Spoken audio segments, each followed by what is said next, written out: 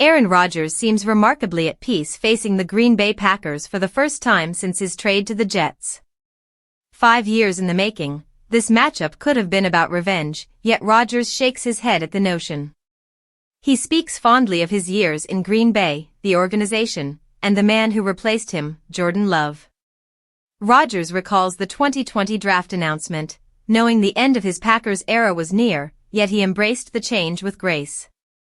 Over 3 years, he competed with Love, fending him off with MVP-level play, but eventually, it was time to move on.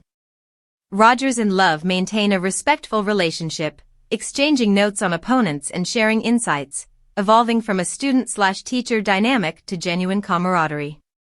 Rodgers admires Love's accuracy, leadership, and ability to make plays both with his arm and legs, seeing reflections of himself in the young quarterback. Love, in turn, appreciates the respect and support Rodgers offered during the transition, contrasting sharply with the tense legacy of Rodgers and Brett Favre.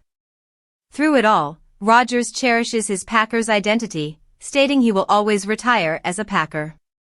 On the field, Josh Jacobs has been unstoppable, scoring multiple touchdowns in his last 3 games despite injuries and illness, a feat not seen since Hall of Famer Jim Taylor. The Packers face a Pittsburgh defense eager to rebound from recent struggles. Field conditions at Acrisure Stadium are also under scrutiny, but Steelers coach Mike Tomlin keeps his focus on performance rather than turf.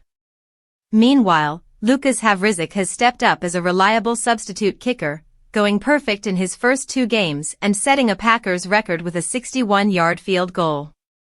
With veterans and rising stars making their mark, Sunday night promises high drama, respect, and the intensity of NFL history unfolding once more.